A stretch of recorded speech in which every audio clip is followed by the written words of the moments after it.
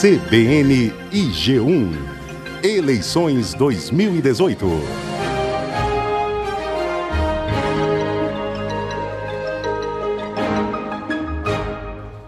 Olá, muito bom dia a você. A CBN e o G1 entrevistam nessa e nas duas próximas semanas todos os candidatos à presidência da República entre 8 e 9 horas da manhã. De acordo com o sorteio realizado na presença dos representantes dos partidos, hoje o nosso convidado é Geraldo Alckmin, do PSDB. Amanhã será a vez de João Amoedo, do Partido Novo. Participam desta entrevista a Cláudia Kreuter, do G1, a Cássia Godoy, da CBN, o Renato Franzini, também do G1, e o comentarista Gerson Camarote, da CBN e do G1, que nos acompanha do Rio de Janeiro. E eu, Milton Jung. Além da participação dos jornalistas, teremos perguntas feitas por escrito pelos ouvintes e internautas e publicadas em redes sociais com a hashtag CBNG1. O candidato Geraldo Alckmin, do PSDB, já foi prefeito, deputado, governador de São Paulo por mais de uma oportunidade, está disputando pela segunda vez o cargo de presidente da República. Candidato Geraldo Alckmin, muito obrigado pela sua gentileza de estar conosco aqui na CBN e no G1. Muito bom dia. Quero cumprimentá-lo, cumprimentar a Cláudia Kreuter, né? Kreuter. Cumprimentar a Cássia Godoy, bom dia. O Renato Franzini, o Gerson Camarote de Brasília e todos os ouvintes da CBN. Candidato, nós temos uma hora nesta conversa e eu quero começar com a notícia que está no destaque de hoje dos jornais, no G1 e na própria CBN, e fala sobre educação. O Ministério da Educação divulgou o resultado do IDEB e mostrou que os estados brasileiros, todos os estados brasileiros, foram reprovados no Índice de Desenvolvimento do Ensino Básico. Não conseguiram atingir as metas propostas. E no caso do estado de São Paulo, ainda tivemos uma queda no desempenho na comparação com o índice anterior. O que levou a essa situação? Olha, primeiro começando por São Paulo, Milton Jung, nós não tivemos queda. O estado de São Paulo melhorou, tanto no ciclo 1 quanto no ciclo 2. Subiu a pontuação. É que outros estados subiram um pouco mais. E no caso do ensino médio, todos os secretários da educação do Brasil fizeram uma carta ao MEC denunciando o MEC. Porque o MEC, até vou deixar a carta com vocês. O MEC fez uma portaria e o INEP não cumpriu. Então, por exemplo, vamos dar o caso de São Paulo. Nós temos os melhores alunos do ensino médio na Paula Souza, porque tem vestibulinho. Então, a Paula Souza tem ensino médio junto com o técnico. Sempre foi computado. Também faz ensino médio e é público. Todo exame do IDEB, do SAEB, todos os alunos do ensino médio que faziam junto com o técnico era computado. Esse ano eles excluíram. Então, eles excluíram os melhores alunos, que é aqueles que fazem até vestibulinho.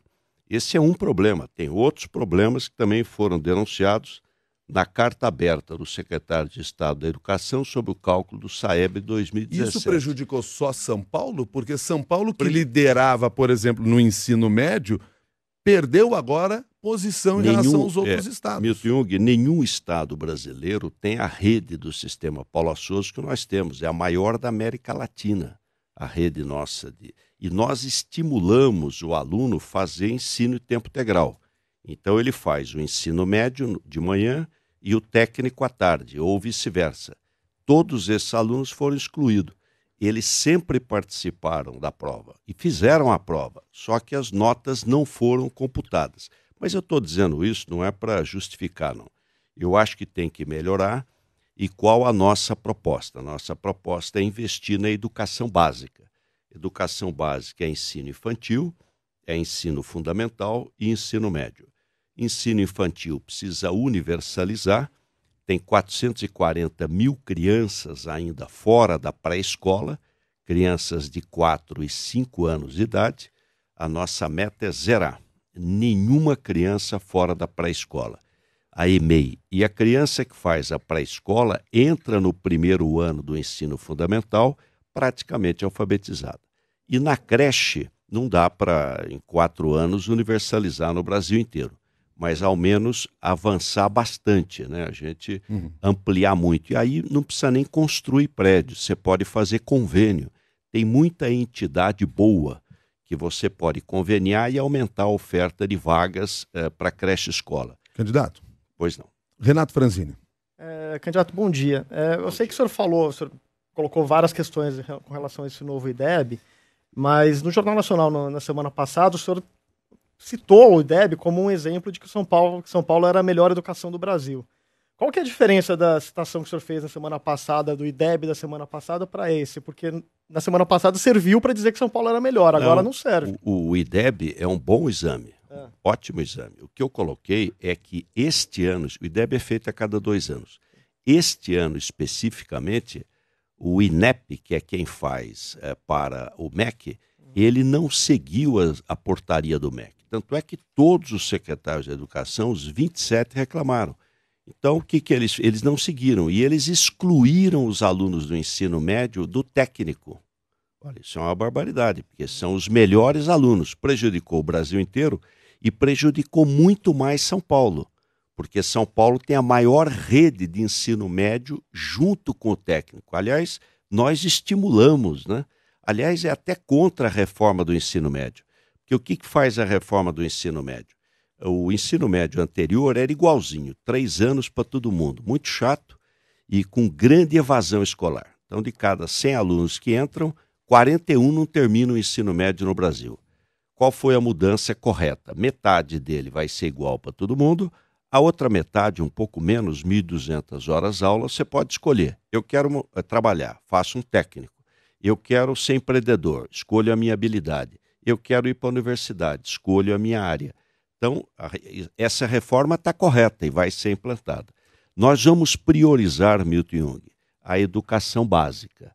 Aliás, se você for verificar o PISA, que é o exame internacional, nos últimos 8 anos, o Brasil aumentou 11 pontos. São Paulo aumentou 22 pontos no PISA. E o senhor está propondo aumentar 50 pontos em 8 anos, o que nenhuma outra nação conseguiu. Nós vamos fazer o máximo que nós pudermos. Por que 50 pontos, Milton Jung? Porque se o Brasil aumentar 50 pontos no PISA, ele vai ganhar 1% do PIB. Mas não é uma ilusão pensar nesse valor? Se a gente, por exemplo, o próprio resultado de agora mostra a dificuldade que é para se conseguir subir 1 ponto sequer. Caiu 0,1, né, em 2 anos. Como a gente vai subir 50 ainda? Esse DEB desse ano precisa ter um pé atrás com ele, porque ele está sob suspeita aí. Agora, eu acredito que se não der para chegar nos 50, essa é a meta. Vamos fazer o máximo que a gente puder. Cássia Godoy.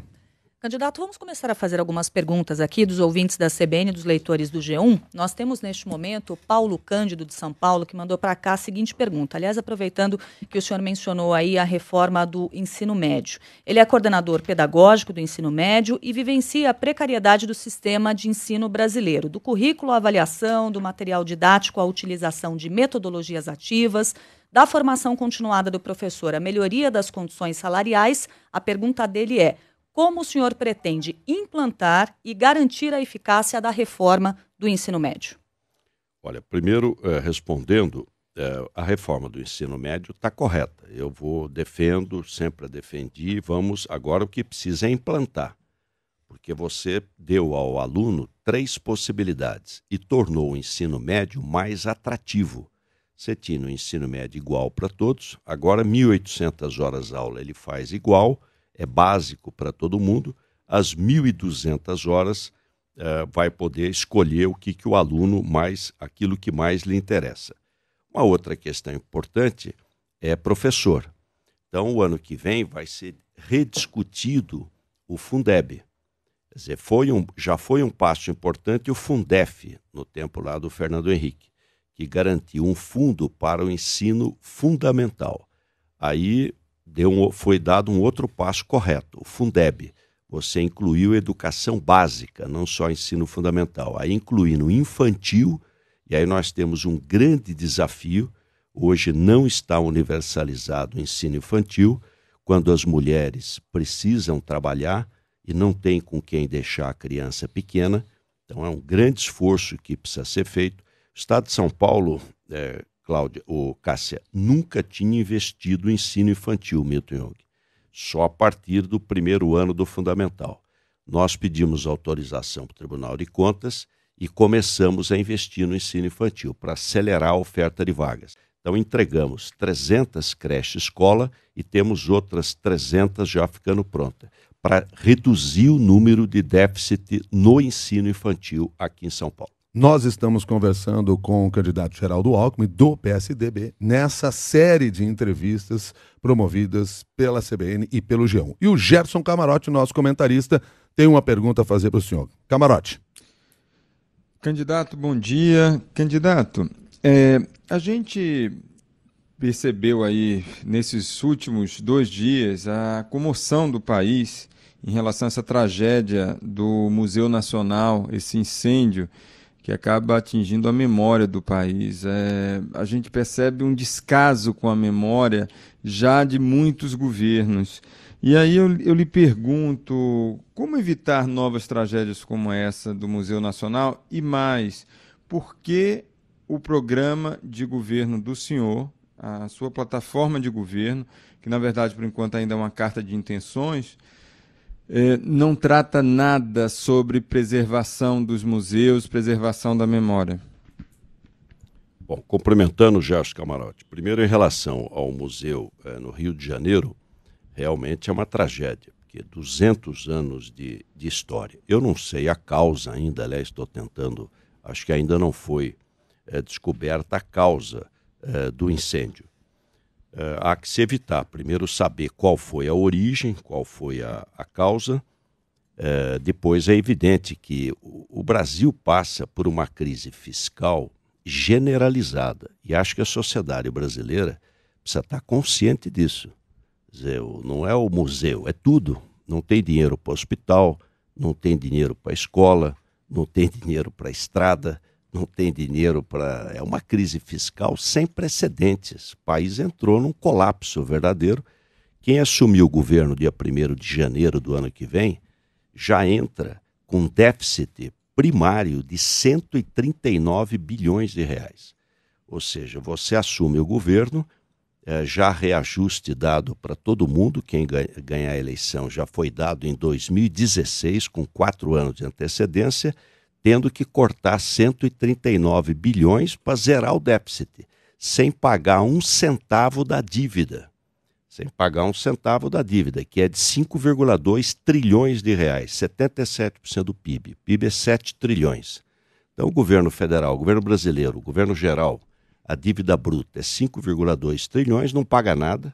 Há 6 anos não paga nada, isso cresce em progressão geométrica, e ainda gasta, além do que arrecada, 139 bilhões. Óbvio que isso vai dar problema. Qual a minha meta, então? É em 2 anos zerar esse déficit. Nós vamos ter que zerar isso em 2 anos. Olha o que está acontecendo com a Argentina, um país rico, as terras mais férteis do continente, nível cultural e educacional elevadíssimo, a inflação vai chegar a 40%, a taxa de juros básicos 60%. É muito grave. Nós vamos a situação falar sobre fiscal. essa questão fiscal mais à frente, mas tem um ponto que o Gerson tocou aqui, que é por que o seu programa de governo não trata nada, por exemplo, da recuperação da memória, museu, ou não está incluído ainda? Ele não falou em preservação de museu. Bom, mas isso é óbvio, né? Não precisa pôr no plano de governo que vai preservar o hospital, vai preservar museu, isso é implícito. Nós vamos priorizar a atividade cultural. Como fizemos em São Paulo. Nós temos desde o projeto Guri, que nós trabalhamos com crianças, com jovens na periferia, com organizações não governamentais, até a Orquestra Sinfônica do Estado, a OSESP, das melhores do mundo. Então nós vamos investir na cultura. Agora, eu queria chamar a atenção, e eu ouço na imprensa 24 horas ataque a governo. Eu aprendi em medicina de que suprima a causa que o efeito cessa. Os governos municipais, estaduais e federal entraram em insuficiência, que não tem recurso para nada. Quem disser ao contrário é mentira. Nós precisamos fazer o país voltar a crescer. O país voltar a ter investimento. Nenhum país cresce sem investimento. Para ter investimento, precisa ter confiança de que não vai quebrar. de que vai fazer as reformas, de que vai ter uma agenda de competitividade.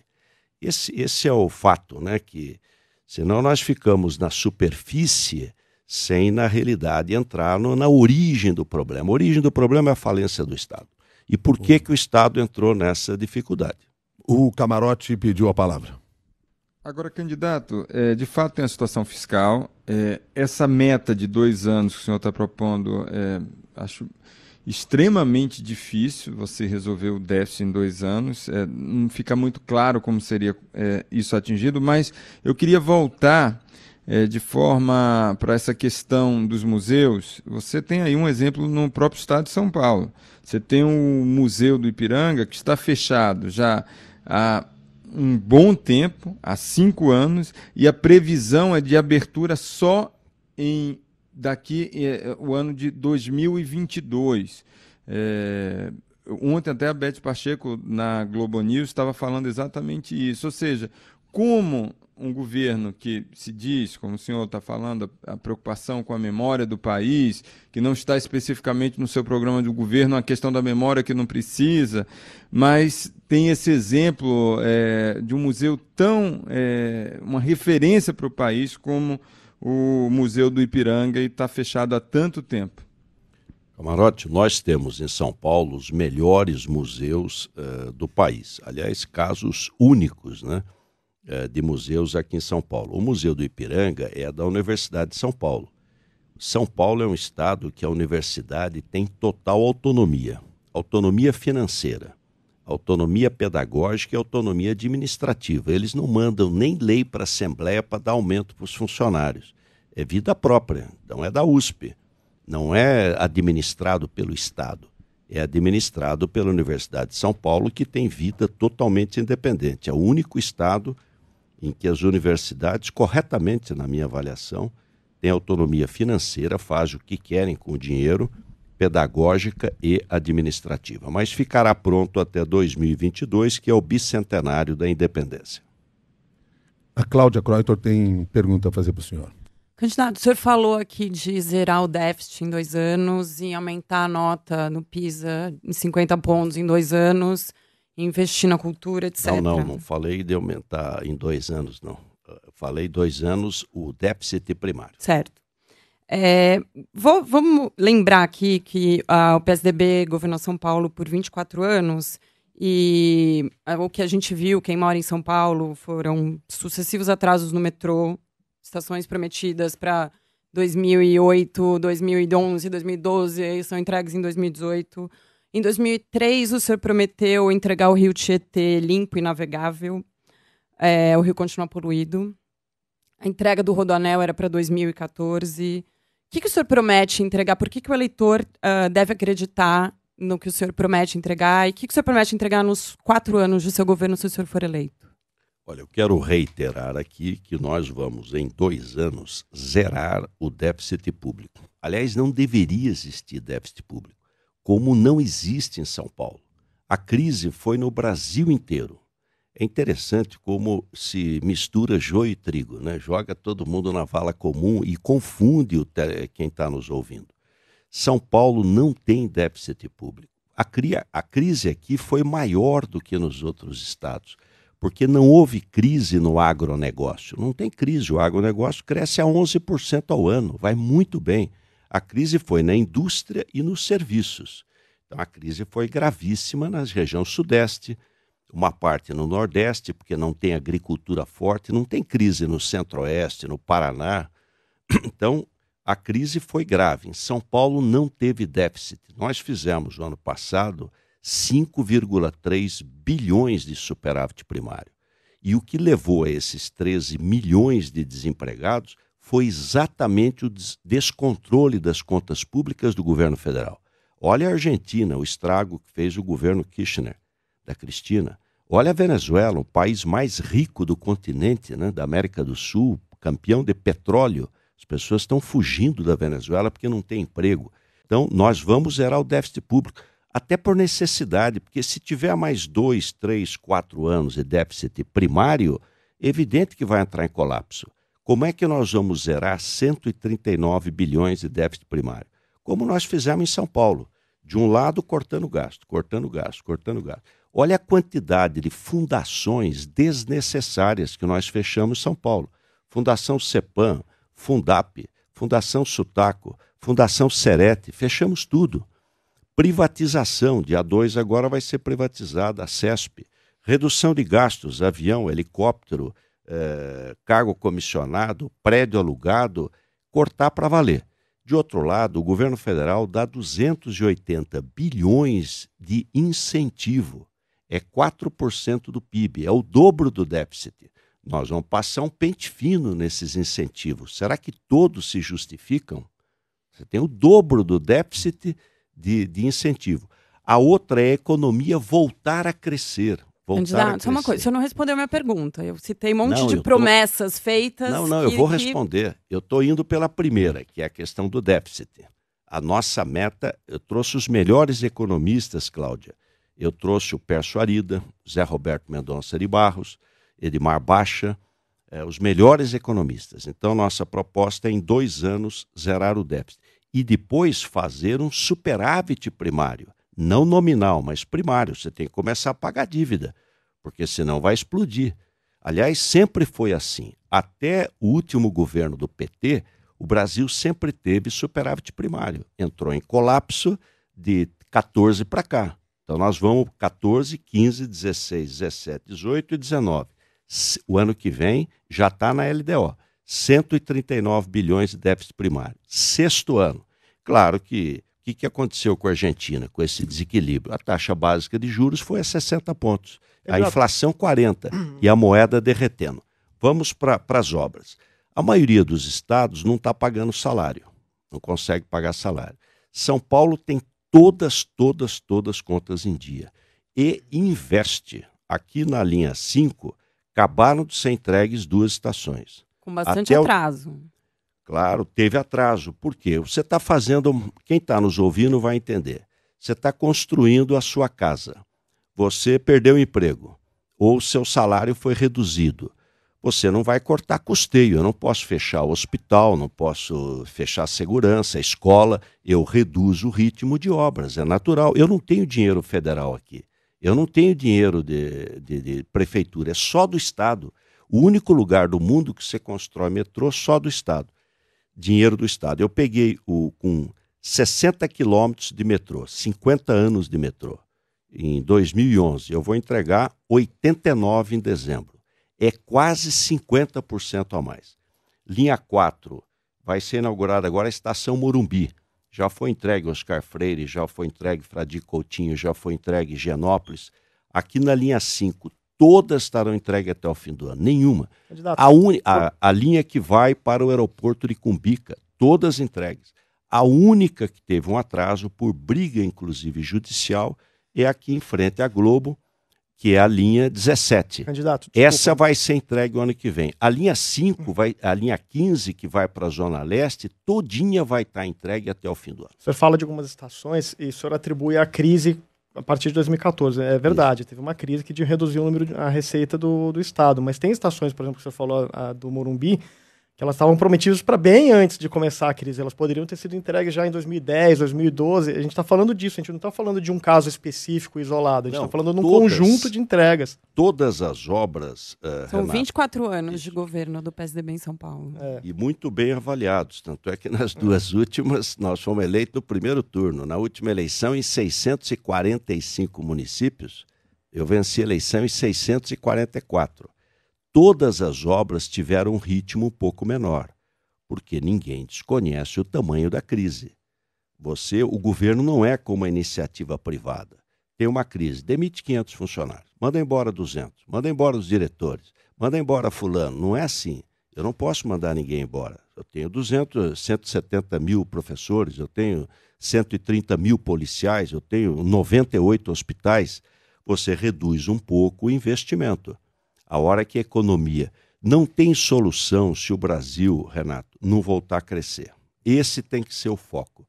Porque à medida que o Brasil crescer, a prefeitura vai arrecadar mais, vai melhorar a conserva das praças, o asfalto da rua, o Estado vai arrecadar mais, vai poder investir mais e boa gestão. De outro lado, reduzir gastos. O governo federal, por que ele não atrasa salário? Porque ele pode emitir dinheiro, coisa que Estado e Prefeitura não pode. Por que a Prefeitura X não paga salário? O governo do Estado do Rio não paga 13º, porque não tem dinheiro. Como é que o governo federal, que é o que está em pior situação de todos, paga? Porque ele vai emitindo dinheiro.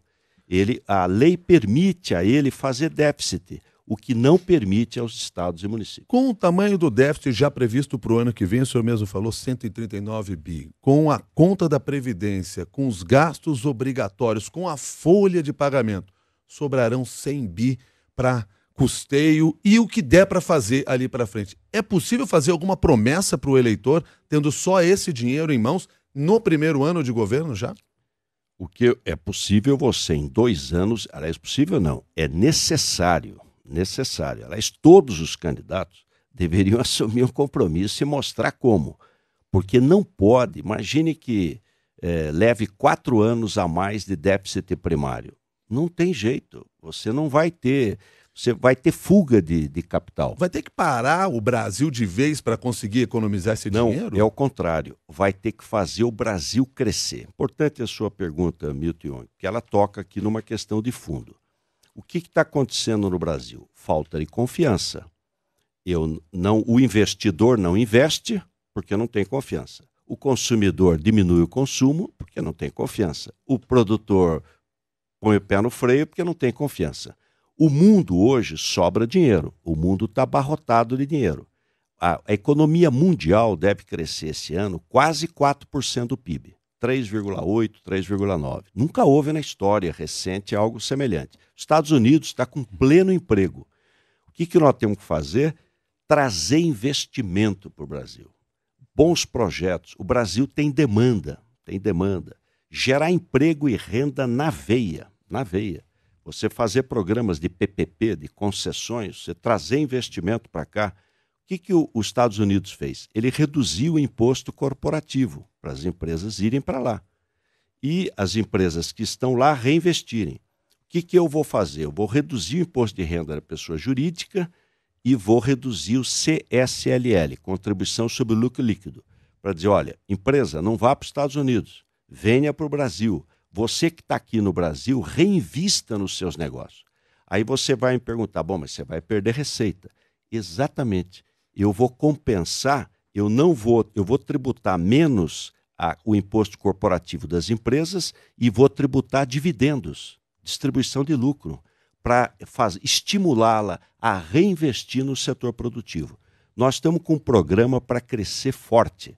O Brasil tem um gap aí, ele pode crescer 4%, 5%. E ele crescendo forte, você segura a despesa corrente e abre um espaço para investimento. Cássia Godoy. Candidato, o senhor tem nessa campanha a maior coligação, com 9 partidos. E, ao mesmo tempo, o senhor já disse que tem como prioridade fazer a reforma política, diminuir o número de siglas. A propósito desses temas, nós temos uma pergunta aqui do ouvinte CBN Leitor G1, Sérgio Ariuac. Ele pergunta o seguinte: o senhor, caso eleito presidente, vai reduzir o número de ministérios ou o apoio do Centrão é troca com troco à custa de cargo e ministério? Olha, nós temos uma aliança não com 9, mas com 8 partidos, e que é necessária. Por que é necessária? O Brasil só vai mudar, não vai mudar no grito, não vai mudar na bala, não vai mudar no berro. O Brasil só vai mudar com reformas. E para fazer as reformas precisa ter maioria, senão é conversa fiada. Quem falar que vai mudar sem ter maioria não vai mudar. A maioria das mudanças, ela exige mudança constitucional, porque a Constituição nossa é pré-queda do Muro de Berlim. Ela é detalhista, ela é enciclopédica, ela é longa. Tudo que você quiser mexer está na Constituição. 308 votos. 3/5 dos votos. 2 votações na Câmara, 2 no Senado. O que eu defendo, eu coloco todo dia e repito. Então todo mundo sabe o que eu defendo. Reforma política, ter menos partidos. Aliás, uma boa notícia para quem está nos ouvindo. A coligação proporcional já foi aprovada. Então, na próxima eleição municipal já não vai ter coligação proporcional. Em relação ao número de ministérios? Vou chegar lá. Só partidos eu acho que vai reduzir de 35 para metade. Só isso, a coligação proporcional não ser permitida. Nós vamos aumentar a cláusula de desempenho, reduzir o número de partidos, reduzir o número de ministérios. Hoje são 29, dá para reduzir muito. Nós vamos fazer um ajuste para valer. Aqui em São Paulo, que 24 anos de ajuste. Quando o Mário Covas assumiu, Milton Jung, o Estado não pagou salário. Em janeiro de 1995, o Estado de São Paulo estava tão quebrado, mas tão quebrado, que não teve dinheiro para pagar salário.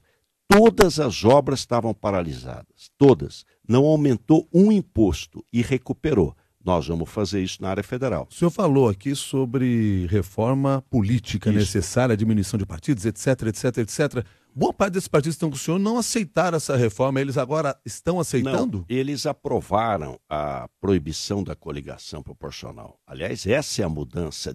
Mas cláusula de barreira, etc. Cláusula de ninguém desempenho, parece querer mexer nisso. Não, né? Cláusula de desempenho também já foi aprovada. É que ela está fraca, ela vai crescer um pouquinho a cada eleição. Aliás, candidato, nem voto distrital, que o senhor sempre fala, né? Você sempre fala em aprovar o voto distrital e nenhum desses partidos falou em Eu defendo voto distrital misto, defendo voto facultativo e defendo menos partidos políticos. E esses partidos que o senhor vai precisar para esse tipo de aprovação, até agora se mostraram o contrário. O senhor pretende mudar a opinião deles? Tem conversado com eles? Até porque o senhor já disse, isso é prioridade no meu governo. A maioria aprova. Claro que você nunca tem. Não é o que nós tínhamos visto até agora. Unanimidade. Mas vou dar um dado que eu acho que é importante. Quem ganhar a eleição, vai ter 55 a 60 milhões de votos. A força disso é muito grande. É muito grande. É a força do voto, força do povo, força da democracia. Tem que usar essa força para, nos primeiros 6 meses, aprovar as mudanças que o país precisa. Ou nós vamos continuar no marasmo. 6 meses? 6 meses. 6 meses é o ideal. No máximo 1 ano. O ideal é, em 6 meses, aprovar tudo. Quais são essas reformas? Mudança política, esse sistema nosso faliu, não tem nenhum lugar do mundo. A maioria dos países do mundo, você tem 70% dos votos no parlamento com 2 partidos, no máximo 3. Nós temos 25 partidos na Câmara Federal. Reforma tributária. Eu pretendo simplificar o modelo tributário. 5 impostos, virar um só, o IVA, Imposto de Valor Agregado. Então, 5, IPI, ICMS, ISS, PIS, COFINS, um só IVA. Simplificar o modelo tributário. Previdência é necessária para acabar com o privilégio do setor público frente ao setor privado. E reforma do Estado. Nós temos 146 empresas estatais, Milton Jung. Vou fazer uma grande reforma do Estado. Só para não perder o gancho dos ministérios sobre o que a gente estava falando, quais ministérios o senhor pretende extinguir? Nós vamos... Cássia, né? Isso. Cássia. Nós vamos analisar, a gente pode reduzir até 10 ministérios. Nós estamos avaliando quais o momento correto. Segurança Pública fica? O Ministério da Segurança Pública? Esse é central. Esse é central. Aliás, segurança pública é dever do governo federal. Tráfico de droga é crime federal. Tráfico de arma é crime federal. Lavagem de dinheiro é crime federal. Eu vou dar total prioridade à questão da segurança. Ministério da Cultura fica? Fica, ou não tem está em problema. avaliação aí também? É que o Ministério da Cultura sempre aparece na negociação para cortar. Mas o orçamento é pequenininho. Então já tem 2 aí, que não vão ser cortados. Não, então, se pode ter 20, ainda faltam 18. É? Mas o fato, isso aí é mais simbólico, porque a grande despesa mesmo que você vai reduzir é no custeio de tudo isso. Vamos dar 2 exemplos até interessantes aqui. Empresas estatais. Uma empresa estatal, todo mundo ouviu falar no trem-bala.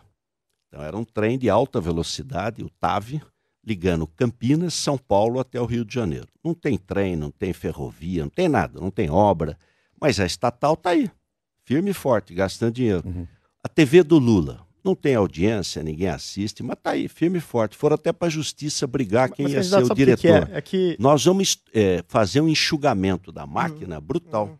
É que toda vez que um candidato aparece, sempre vem essa ideia de cortar ministério. A gente já viu isso em 2014, viu em 2010. E o efeito é muito pequeno. Eu sei, mas por que o senhor continua com isso? Se a gente vê, por exemplo, a experiência do Temer, que chegou e falou que ia cortar ministérios, ele cortou alguns, não chegou na meta que ele tinha e já teve que recuar, ele já recriou ministérios ao longo do governo dele.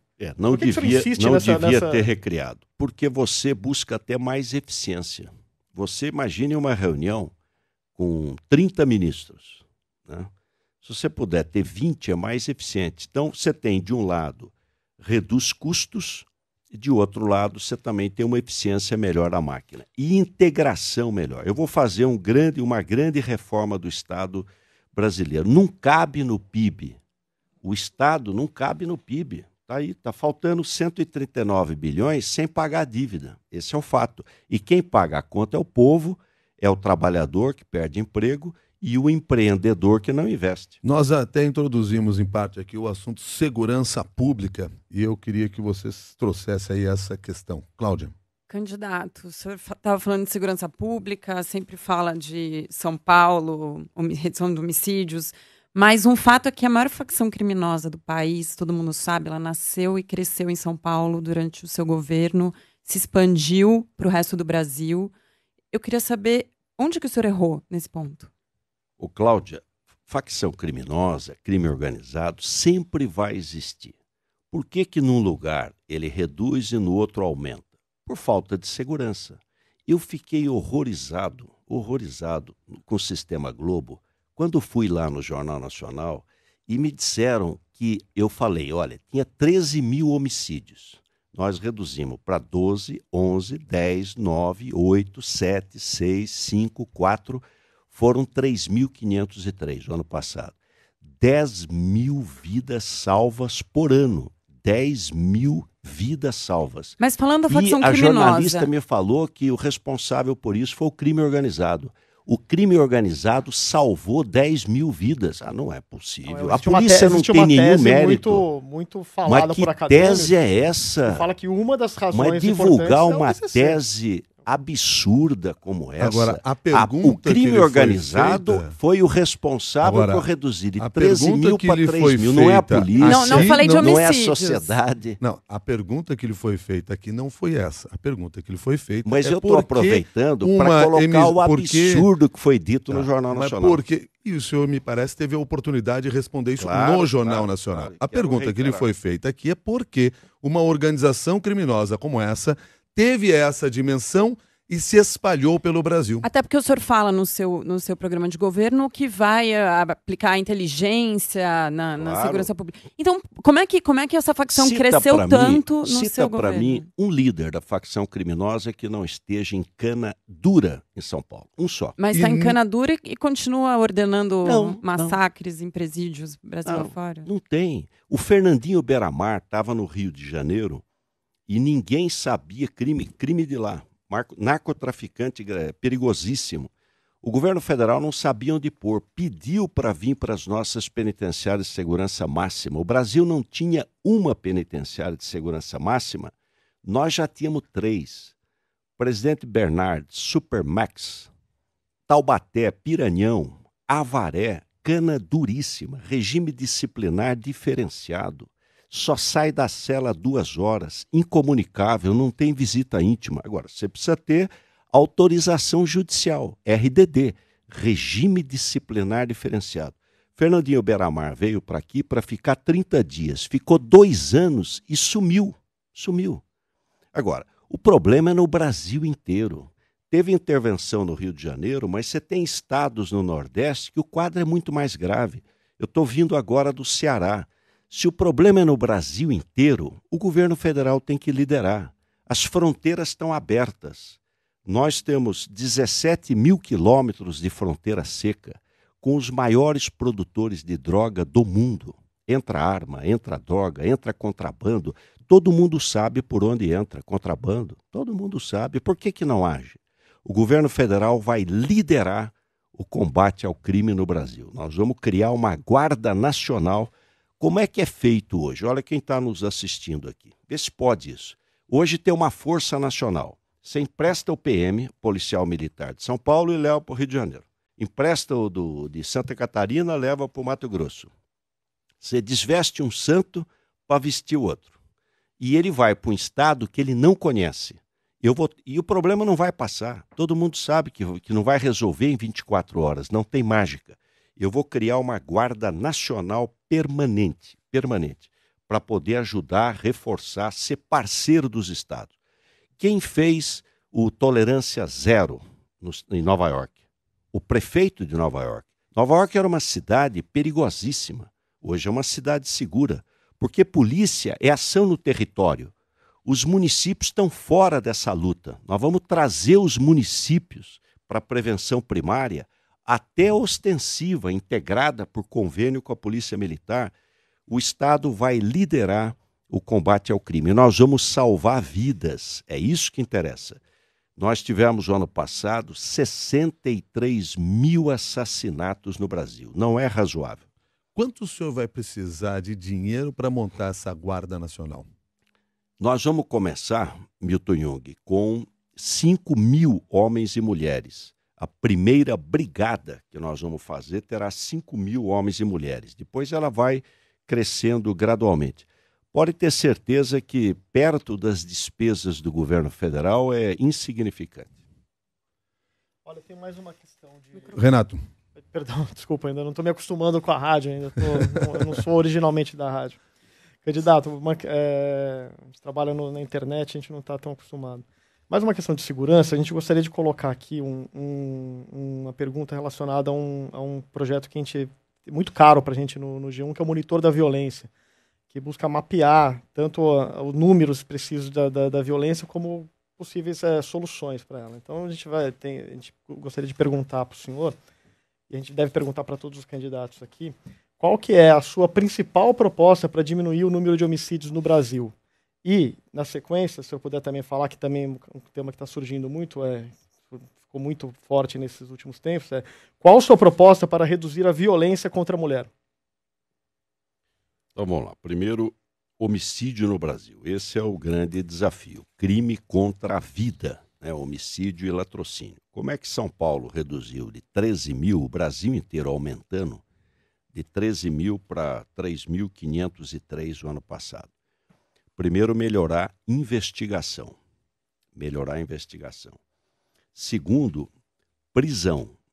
Essa história de que prender não resolve não é verdade. Nós temos 21,5% da população brasileira e 35% da população carcerária. Então é tirar criminoso da rua. Investigação, prisão. Para melhorar a investigação, uma vez eu reuni, Renato, os cardeais da Polícia Civil, a Conselho da Polícia, perguntei o que eu posso fazer para melhorar o trabalho da Polícia Investigativa e Judiciária. Tira preso de cadeia. Nós estamos aqui tomando conta de preso. Estamos num distrito policial com 300 presos atrás tentando estourar a cadeia. Nós zeramos praticamente. Fizemos os modernos CDPs, Centros de Detenção Provisória. Então o preso que está aguardando julgamento, ele não fica mais no distrito policial. A outra é policiamento comunitário, polícia ostensiva e preventiva. Capão Redondo, na zona sul de São Paulo, Milton Jung, foi há 15 anos atrás, era o local mais violento do mundo. Como é que se inverteu isso? Polícia comunitária. O mesmo espaço territorial do distrito policial e da companhia da PM. É o mesmo espaço. Planejamento, meta, bonificação. Você atingiu as metas de redução, você ganha um bônus. Do coronel ao soldado, do delegado até o delegado terceira classe. Então, bonificação.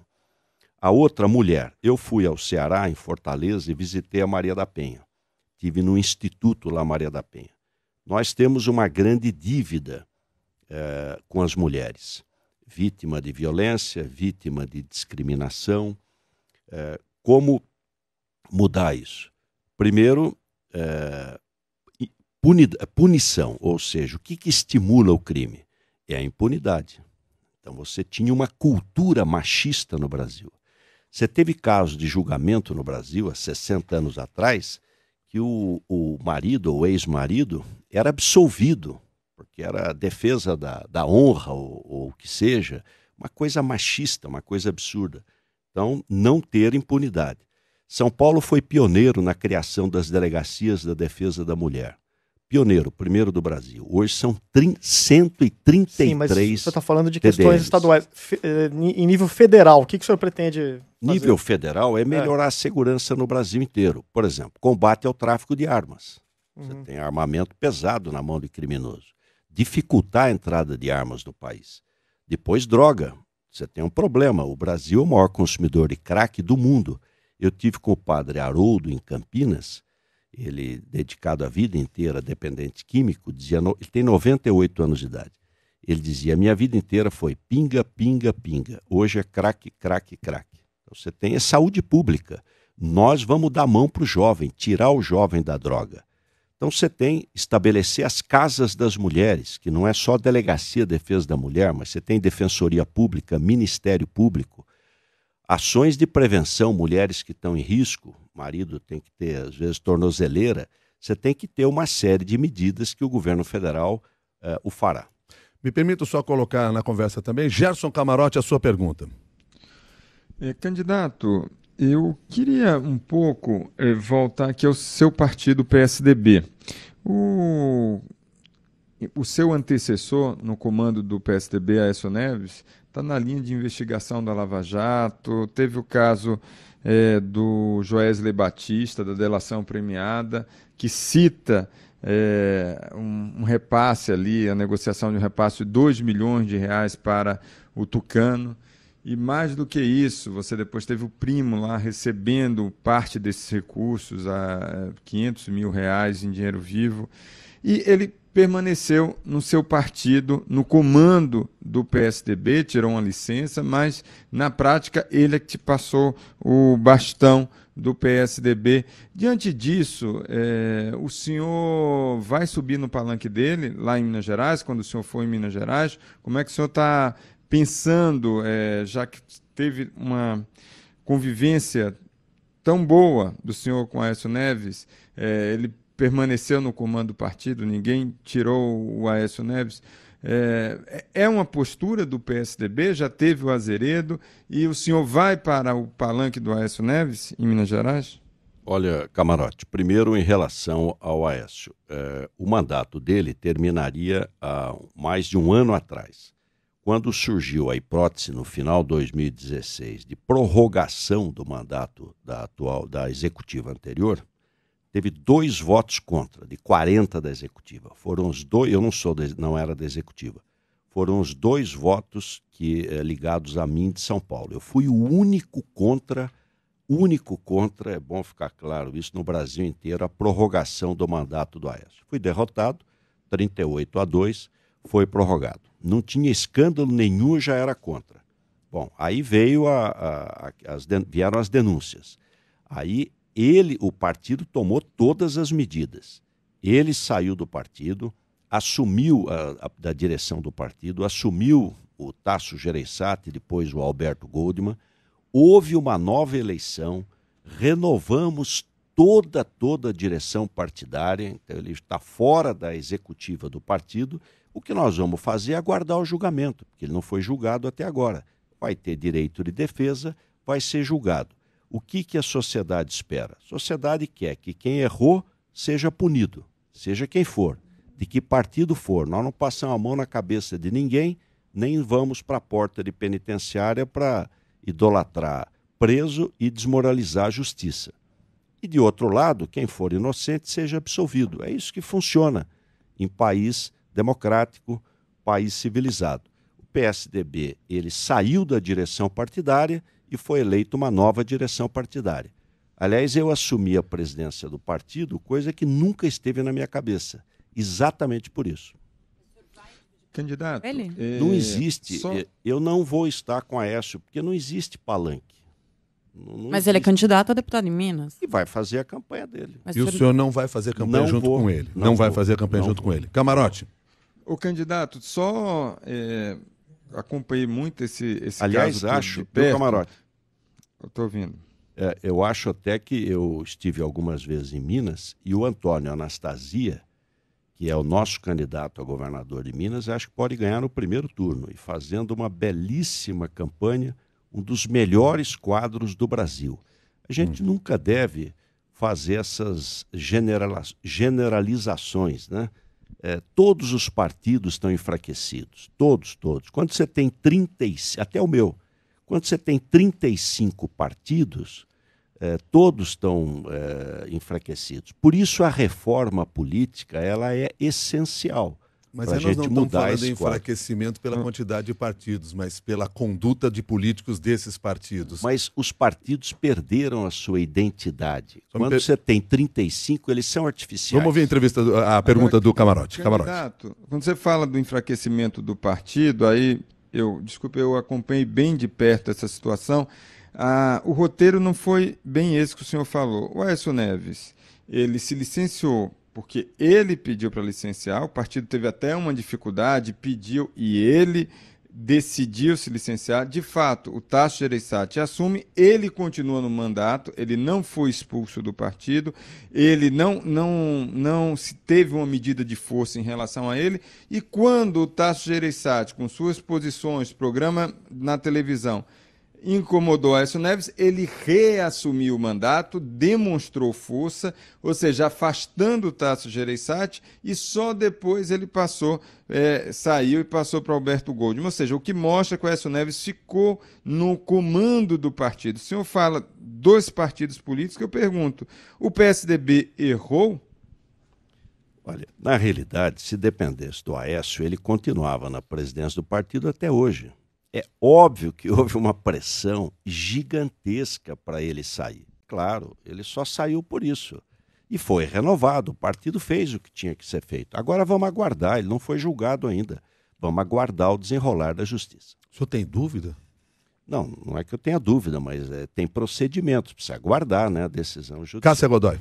A propósito ainda de denúncias de corrupção, nós temos aqui uma pergunta, candidato do ouvinte CBN Leitor G1, que é a seguinte: em um eventual governo seu, como serão tratadas as denúncias de corrupção de ministros e secretários? Eles serão mantidos no posto até a conclusão das investigações ou serão convidados a entregar o cargo após a denúncia? Nosso ouvinte Elielson ainda acrescenta: peço uma resposta direta, por favor. Olha, eu vou montar um ministério padrão ético total. A política não é só questão legal, né? Para mim não é só ficha limpa. Ficha limpa é obrigação, precisa ter vida limpa. Então nós vamos montar um ministério com esse padrão de rigor de natureza ética. A outra, todo o apoio aos órgãos de fiscalização e controle, todos, órgãos do governo, Controladoria Geral, transparência absoluta. Total transparência. O governo tem que ser transparente, prestar contas todo dia. Todo apoio ao Lava Jato, ao Ministério Público e ao Poder Judiciário. Com todo esse cuidado, a pergunta do ouvinte é, no caso de surgir alguma denúncia, se essas pessoas serão mantidas ou convidadas a se afastar. Não vai nem entrar no governo. Se entrar e surgir denúncia... Se entrar, sai. Se entrar, sai. O que nós precisamos ter cuidado, Cássia e o ouvinte que nos mandou, é não fazer injustiça. Precisamos ter um certo cuidado para ser justo, mas em princípio nem entra no governo. Quero fazer o melhor governo para recuperar o nosso país, um governo que funcione, preste bons serviços, recuperar a economia, recuperar a confiança, aumentar emprego, aumentar a renda. Renato. Mas o senhor fala de apoio ao Lava Jato, mas o senhor também foi citado pela Lava Jato e o senhor sempre, quando é questionado a respeito, o senhor menospreza, diminui um pouco a importância dessa citação. Não. Eu sempre destaco a importância da Lava Jato. Quem está na vida pública, Renato, tem o dever de prestar contas. Mas, olha, prestar contas permanentemente. Mas os delatores dizem que o senhor recebeu 10 milhões do Odebrecht, né, para a campanha, na forma de caixa 2, né? Nas campanhas de 2010 e 2014, e que parte desses repasses, segundo a delação, era feito ao cunhado do senhor, o irmão da sua esposa, Lu Alckmin, né? Isso não vai contra a bandeira do senhor de combate à corrupção? De jeito nenhum. Renato, isso é repetido por delator há 2 anos sem uma única prova. Nenhuma prova.